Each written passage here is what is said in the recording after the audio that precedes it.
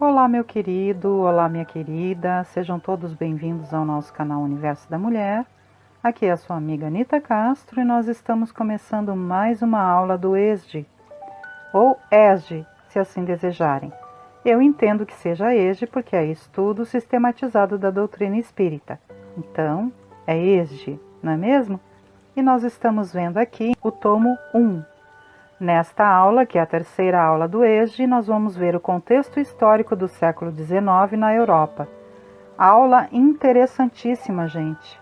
Mas eu vou me ater mais ao texto da nossa apostila, lá do nosso tomo 1, não é? Porque o texto é completo e nessa parte histórica não há muito o que se acrescentar. Porém, ao longo do texto eu vou ir acrescentando breves comentários, ok? Mas, para nós iniciarmos, vamos ver aqui, como de costume, a abertura com os nossos queridos amigos da luz. Lembrando que essas partilhas são feitas aqui no canal Universo da Mulher, porque os próprios amigos da luz lá no seu canal deixaram a permissão para que se possa usar em grupos de estudos, em palestras, enfim. Quando nós estivermos unidos em estudo, a gente pode acompanhar aí o trabalho lindo e muito, muito bem-humorado dos amigos da luz. Então vamos acompanhar?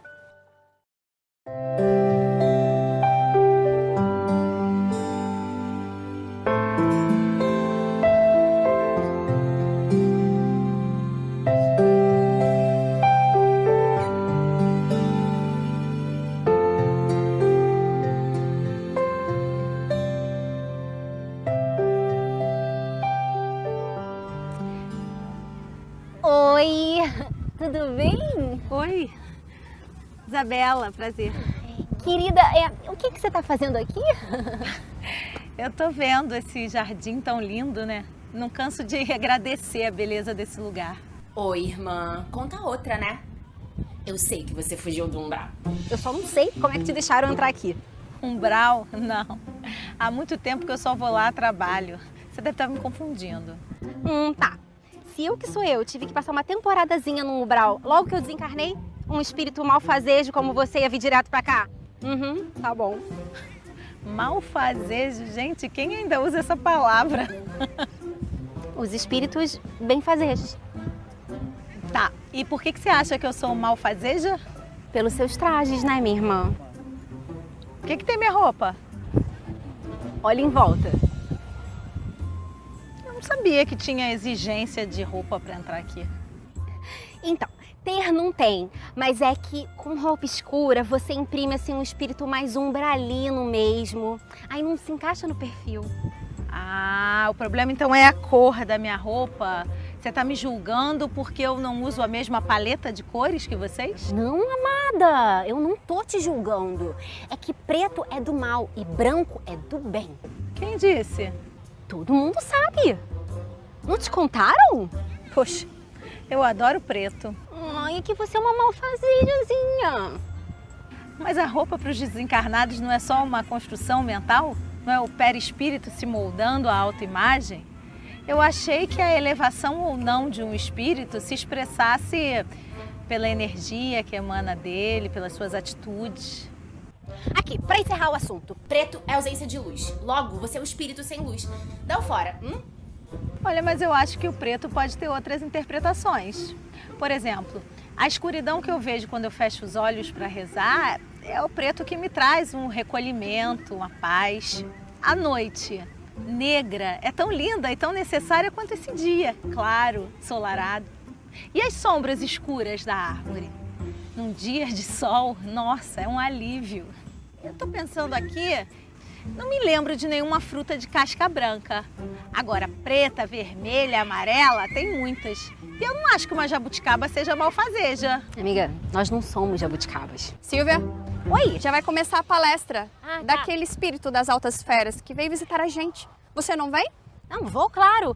Eu tava só dando uma situada nessa irmãzinha infeliz aqui que tava querendo se infiltrar. Silvia, é ela, a palestrante. Ai, claro! Imagina se eu ia perder essa palestra, não é mesmo? Eu vou lá colocar o meu pretinho básico. Já volto.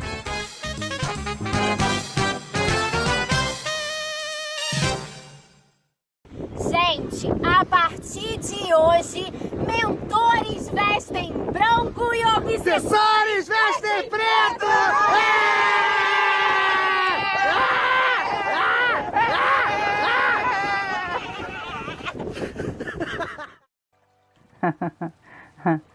Os amigos da luz, como sempre, muito engraçados, né, gente? E falando de um tema que é muito importante como o espiritismo, de uma forma muito bem-humorada. Eu amo o trabalho deles. Acompanhem aí o trabalho deles também, gente. Eu deixo aí abaixo, na descrição do vídeo, o link do canal dos Amigos da Luz.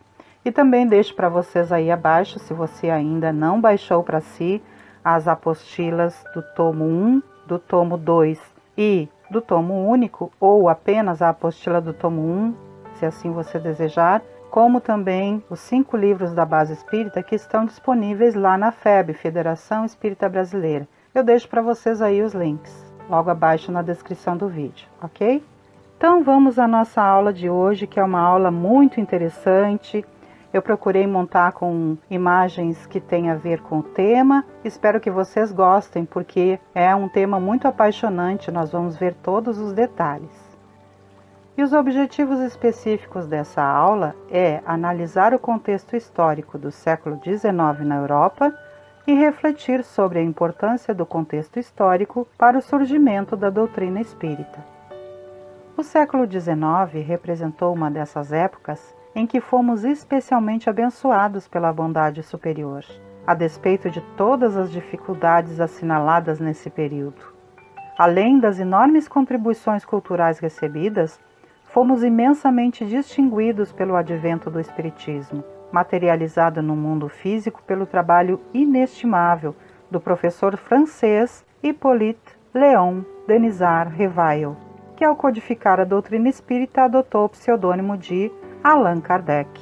E eu não sei se vocês sabem, gente, mas Allan Kardec recebeu esse pseudônimo de um espírito chamado Zéfiro. E Zéfiro lhe falou que ele receberia esse pseudônimo, na verdade esse nome, Allan Kardec, porque ele já tinha carregado esse nome em outra vida, quando ele foi um druida.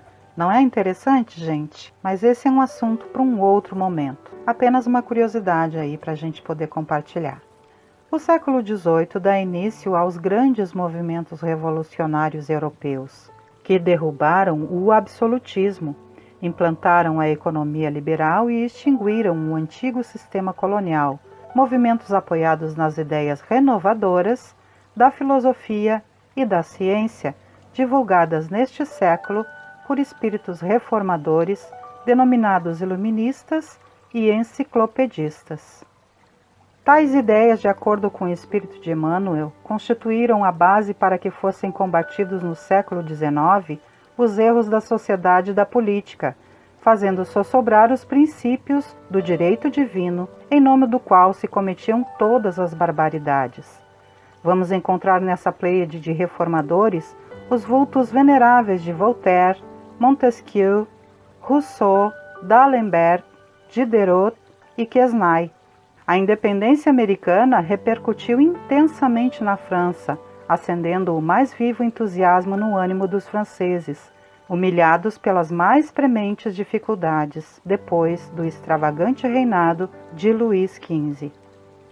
Em consequência, desencadeou-se um poderoso movimento revolucionário em 1789, a Revolução Francesa, considerada o marco que separa a Idade Moderna da atual, a contemporânea. Os sucessivos progressos culturais em todos os campos do saber humano, desencadeados pela Revolução Francesa, foram tão marcantes que o século XIX entrou para a história como o século da razão, assim como o século XVIII é denominado o século das luzes. Então esse foi um século de efervescência, né, gente? Essas grandes transformações fervilhavam na humanidade. A humanidade se desenvolvia cada vez mais. O marco, então, da Revolução Francesa foi muito importante nesse período. No apagar das luzes do século XVIII, a França, uma monarquia governada por Luís XV, é ainda um país agrário com industrialização incipiente. A sociedade francesa está constituída de 3 grupos sociais básicos: o clero, a nobreza e a burguesia. O clero, cognominado de primeiro estado, representava 2% da população total e era isento de impostos. Havia um grande desnível entre o alto clero, de origem nobre e possuidor de grandes rendimentos originários das rendas eclesiásticas, e o baixo clero, de origem plebeia, reduzido à própria subsistência. Então, até mesmo dentro da igreja havia essas diferenças, dentro do próprio clero. A nobreza, conhecida como o segundo estado, fazia parte dos 2,5% de uma população de 23 milhões de habitantes. Não pagava impostos e tinha acesso aos cargos públicos. Cerca de 95% da população, que incluía desde ricos, comerciantes, até camponeses, formavam o terceiro estado, que englobava a burguesia como fabricantes, banqueiros, comerciantes, advogados e médicos, os artesãos, o proletariado industrial e os camponeses. Os burgueses tinham poder econômico, no entanto, igualados ao povo, não tinham direito de participação política nem de ascensão social. Essa situação desencadeou uma série de conflitos que culminaram com a Revolução Francesa em 14 de julho de 1789. Então, a Revolução Francesa, na verdade, quando teve início, ela teve início por boas causas, não é? Em parte, porque sempre tem aquela parte da população, que é os mais ricos, que querem dominar o poder, não é, gente?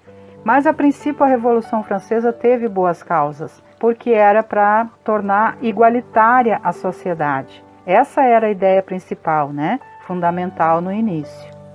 A despeito dos inegáveis benefícios sociais e políticos produzidos pela Revolução Francesa, entre eles a célebre Declaração dos Direitos do Homem e do Cidadão, seguiram-se anos de terror que favoreceram o golpe de Estado executado por Napoleão Bonaparte, no final do século XVIII. Segundo Emmanuel, naqueles anos de terror, a França atraía para si as mais dolorosas provações coletivas nessa torrente de desatinos. Com a influência inglesa, organiza-se a primeira coligação europeia contra o nobre país França. Também no mundo espiritual reúnem-se os gênios da latinidade sob a bênção de Jesus, implorando a sua proteção e misericórdia para a grande nação transviada, aquela que fora a corajosa e singela filha de Dom Remy, Joana d'Arc. Volta ao ambiente da antiga pátria, à frente de grandes exércitos de espíritos consoladores, confortando as almas aflitas e aclarando novos caminhos. Então, como eu disse para vocês, a Revolução Francesa, a princípio, ela era por boas causas, mas depois, gente, tornou-se um verdadeiro pandemônio. Havia muito sofrimento e aí houve logo em seguida o golpe de Estado executado por Napoleão Bonaparte, não é? Ali no final do século XVIII. E aí, nesse momento, começa então o clamor da espiritualidade maior por esse país, não é?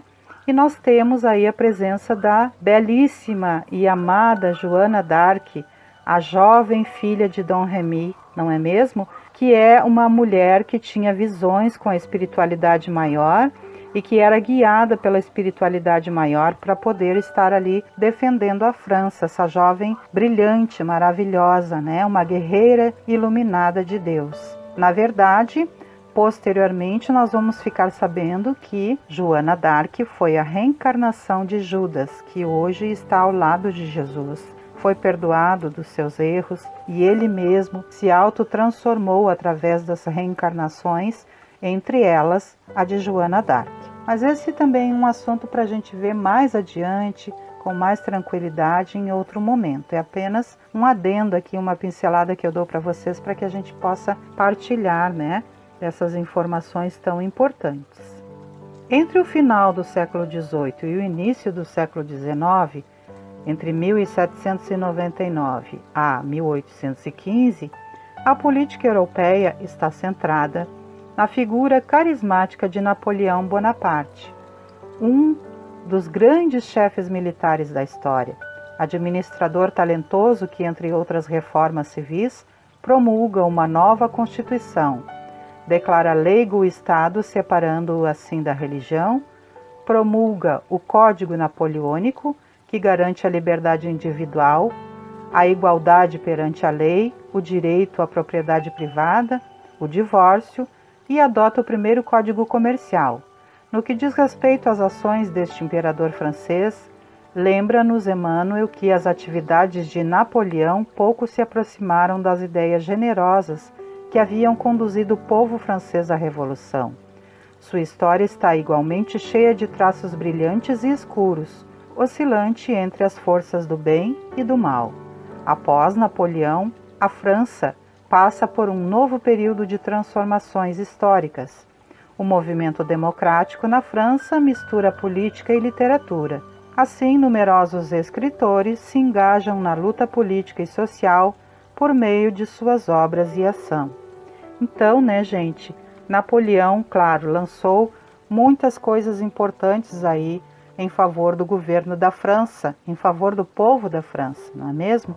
Ele trouxe ali a questão de declarar leigo o Estado, separando da religião, porque na verdade o clero maior, ele governava a seu favor para enriquecer os seus bolsos naquele momento, não era por benefício ao povo, então isso beneficiou o povo de certa forma. Ele também promulgou ali a nova Constituição, não é?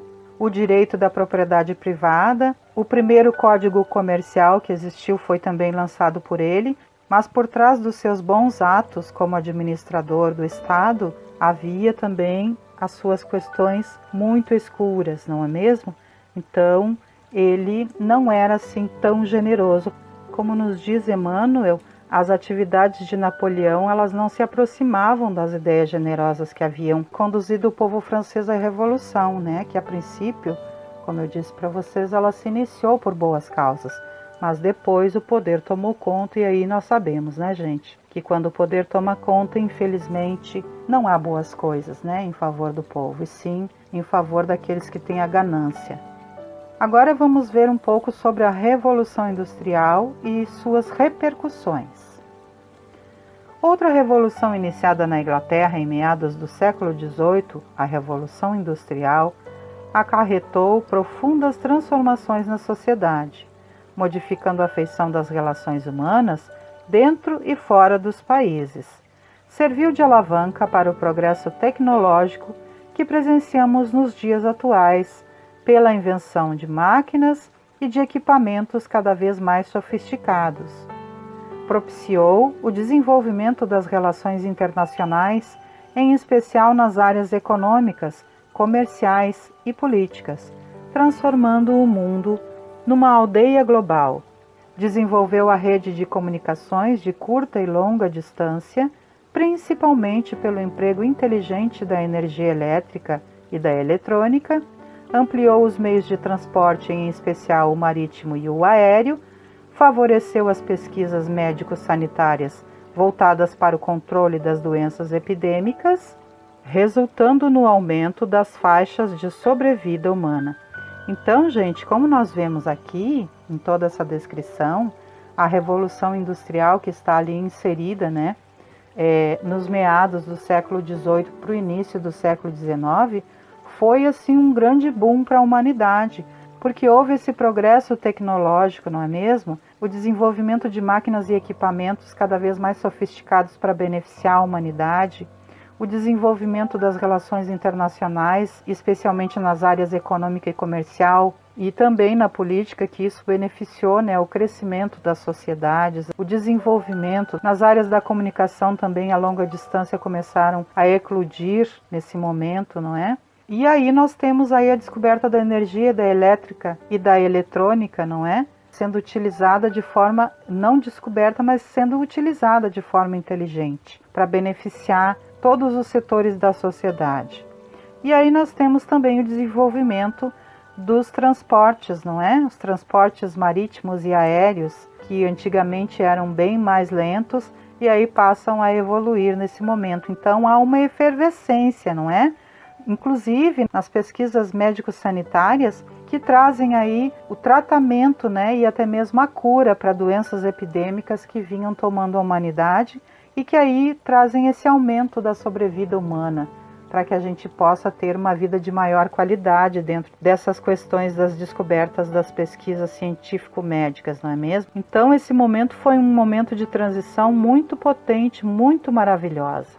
A Revolução Industrial, no entanto, produziu igualmente várias distorções e malefícios, de certa forma esperados, se considerar o relativo atraso moral da humanidade. É oportuno considerar que os ideais da Revolução Francesa e os princípios da Revolução Industrial se espalharam como um rastilho de pólvora por todo o continente europeu. A Europa do século XIX assemelha-se a um caldeirão em constante ebulição, afetando o cotidiano das pessoas em decorrência das contínuas mudanças no campo das ideias.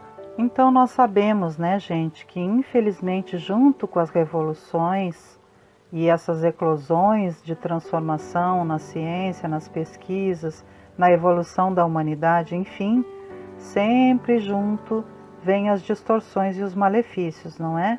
Então esse momento era também esperado, né? Nós sabemos que toda vez que há uma evolução, há também a relativação dessas questões da moral da humanidade, não é mesmo? Isso faz parte, infelizmente ainda, do nosso plano material. Nesse momento nós temos também aí as manifestações artísticas e culturais do século XIX. As atividades artísticas e culturais do século XIX revelam uma preferência predominantemente romântica. O romantismo influencia as ideias políticas e sociais abraçadas pela burguesia revolucionária da primeira metade do século, associando as manifestações românticas aos ideais de liberdade, igualdade e fraternidade. No que diz respeito à produção literária, sobressai na Alemanha o poeta Goethe, que em Fausto, uma de suas mais importantes obras, enaltece a liberdade individual, tema repetido em seus demais trabalhos. Na França, destaca-se a figura de Victor Hugo, que ocupa lugar excepcional na história das letras francesas. No livro Napoleão, o Pequeno, Victor Hugo critica o governo de Napoleão III.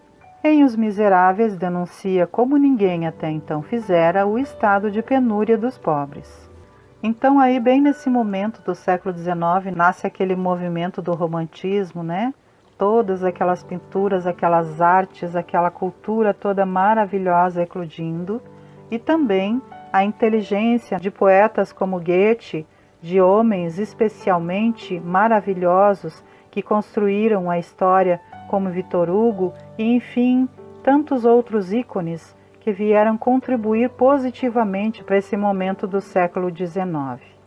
As artes plásticas, inspiradas no classicismo greco-romano, têm como exemplos mais importantes o Arco do Triunfo e as colunas existentes em Paris, construídas por ordem de Napoleão Bonaparte.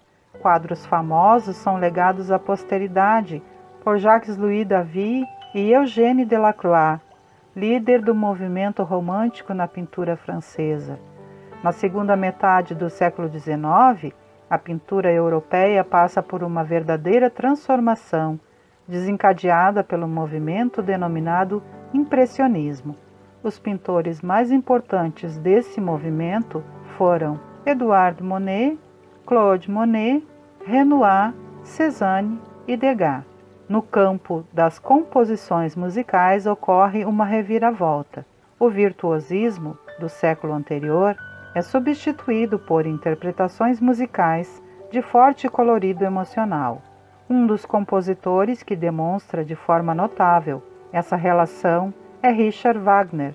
A composição musical Lohengrin revela a forte influência dos socialistas utópicos e dos revolucionários da época. A Rapsódia húngara de Liszt e as polonesas de Chopin são verdadeiros panfletos de manifestações nacionalistas. O nacionalismo na produção das óperas de Rossini, Bellini e Verdi transmite um apelo pungente à unificação da Itália. E aí temos ali, né, gente, nessa imagem, o Arco do Triunfo. Maravilhoso, não é mesmo? É uma obra de arte sem par. Igualmente, toda a cultura e a arte desse tempo foi muito, muito especial, muito transformadora e contribuiu muito para a nossa vida até os dias de hoje. Temos também nesse tempo as manifestações filosóficas, políticas, religiosas, sociais e científicas do século XIX. Para Emmanuel, o campo da filosofia não escapou a essa torrente renovadora. Aliando-se às ciências físicas, não toleraram as ciências da alma, o ascendente dos dogmas absurdos da Igreja. A filosofia recolheu-se então no seu negativismo transcendente, aplicando às suas manifestações os mesmos princípios da ciência racional e materialista. Schopenhauer, que é esse que está aí nesta figura, é uma demonstração eloquente do seu pessimismo, e as teorias de Spencer e Comte esclarecem as nossas assertivas. De acordo com o positivismo de Auguste Comte, a humanidade ultrapassou o estado teológico e o estado metafísico ao penetrar o estado positivo, caracterizado pelo sucesso dos conhecimentos positivos, fundados numa certeza racional e científica. Em relação às ideias anarquistas e às ideologias socialistas da sociedade da época, essas concepções ainda repercutem nos dias atuais. Então, nós repetimos no século de agora algumas das mesmas ideias anarquistas e ideologias socialistas daquele tempo, não é, gente? Elas vêm repercutindo ainda nos dias de hoje entre as nossas sociedades, em algumas delas. A concepção moderna de anarquismo nasce com a Revolução Industrial e com a Revolução Francesa. Essas ideias resultaram no surgimento do marxismo, que de socialismo científico transforma-se em crítico do regime capitalista, tendo como base o materialismo histórico.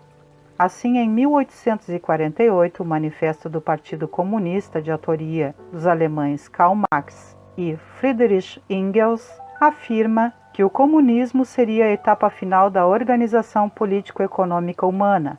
A sociedade viveria em um coletivismo, sem divisão de classes e sem a presença de um Estado coercitivo. Nesse contexto surge o catolicismo social, movimento criado por Lamennais, que buscava um ideal de caridade e de justiça, conforme os ensinos do Evangelho. Lamennais rompe com a Igreja e se torna abertamente socialista. Lacordaire e Montalembert se submetem sem abandonar a ação generosa, caridade e justiça. E aí nós temos aí acima a figura de Marx e Engels. No campo da ciência, as mudanças foram significativas.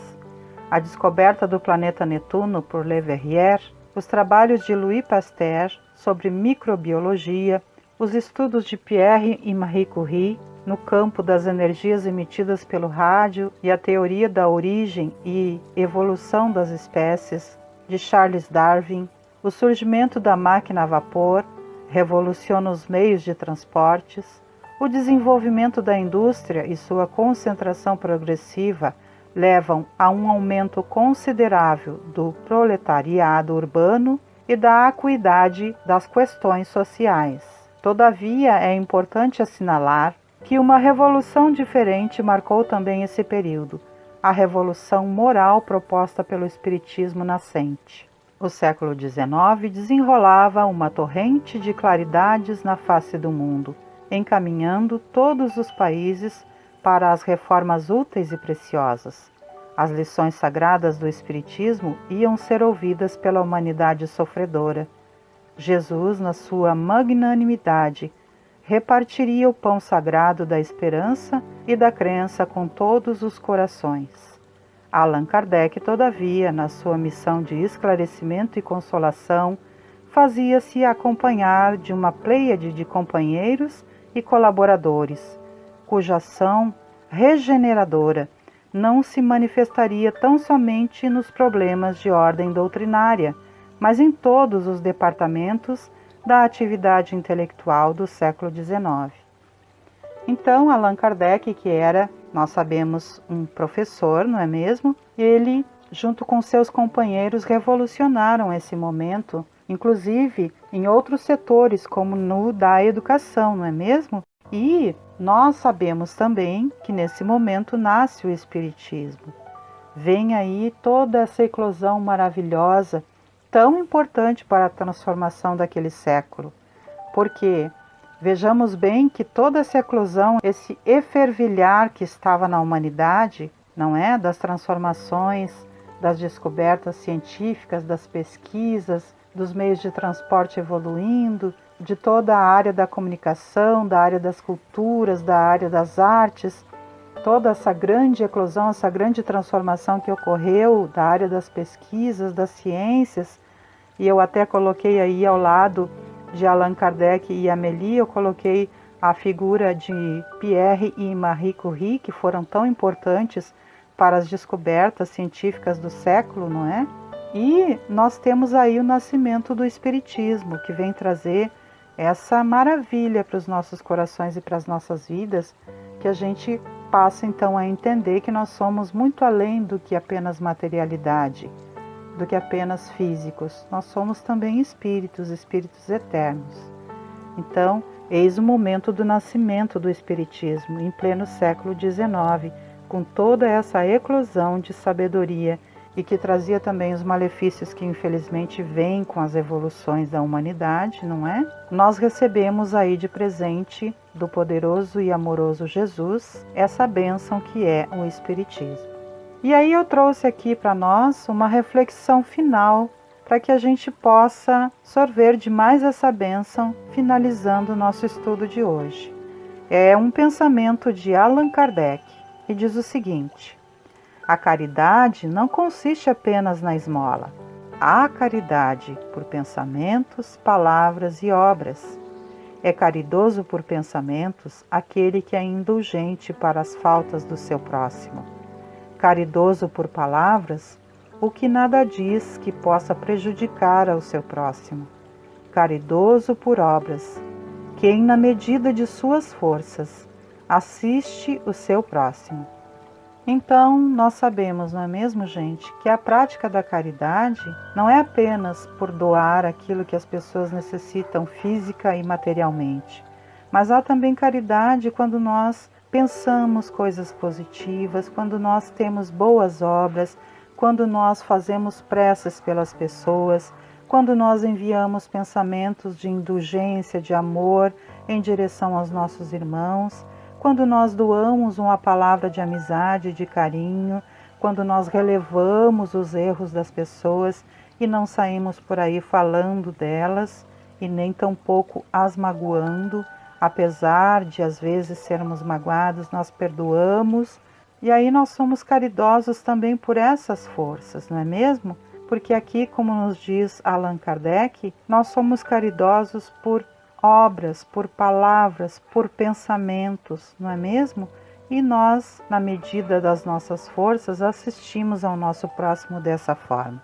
Então, finalizamos por hoje a nossa aula com essa reflexão tão bonita, que a gente possa sorver desse entendimento, desse aprendizado sobre todas essas transformações do século XIX, quando nós passamos a receber aí o Espiritismo como bênção do Senhor Jesus Cristo, nosso mestre amigo e também sempre fiel companheiro, como também o governador da terra, que nós possamos sorver dessa bênção, que nós possamos saber que este é um caminho de luz pelo qual nós podemos seguir seguros, pelo qual nós podemos ainda aprender muitas questões, muitas coisas juntos e abrindo os nossos corações para essa bênção que vem para a humanidade e que está à nossa disposição, não é mesmo? Então deixo aqui um grande beijo no coração de todos, desejando que a espiritualidade maior possa continuar nos conduzindo, que Jesus e Maria Santíssima estejam sempre conosco e me despeço